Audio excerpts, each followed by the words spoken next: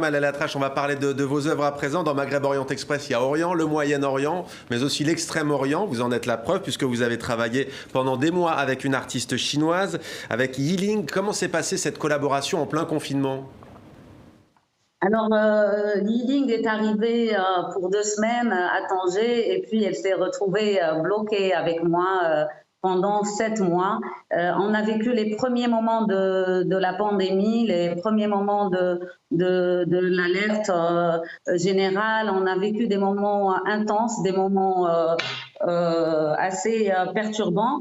On a eu peur au début, mais après on s'est dit pourquoi cette peur? En fait, un artiste ne devrait pas avoir peur. Un artiste, c'est l'expression. Et malgré notre enfermement, on a pu échanger. J'ai pu découvrir à travers elle, à travers sa culture, un moment extraordinaire. Et puis son univers aussi d'encre de Chine. Elle travaille beaucoup à l'encre de Chine parce que son grand-père est l'un des plus grands calligraphes en Chine. Et puis, moi, je ne travaillais pas avant à l'encre de Chine et je me suis aventurée aussi à l'aquarelle et l'encre de Chine avec le trait du dessin, le trait du pinceau. Et puis, c'était elle mon sujet pendant tout ce temps-là. Et il fallait qu'on fasse quelque chose. J'ai dit, il faut pas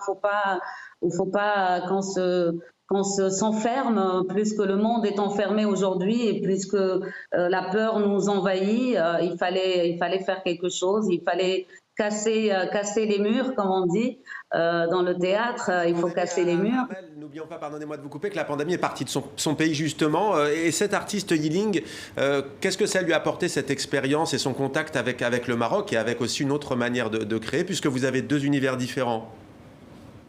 Oui, en fait, c'est vrai qu'on a deux univers différents, mais en même temps, quand on regarde de très près les aquarelles de Yi et les miennes, il y a un rapport incroyable. Ben, en fait, j'ai découvert que dans la culture chinoise, il y a beaucoup de la culture marocaine, surtout la tradition chinoise.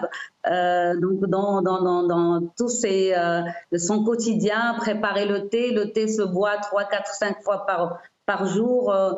C'est pareil chez nous, beaucoup d'épices, beaucoup de préparation, de cuisine qui se ressemble aux cuisines marocaines. Et donc j'ai trouvé qu'il y a vraiment un rapport avec la culture chinoise quand nous, on n'y prête pas attention. Et voilà, la rencontre avec qui elle a permis cette découverte.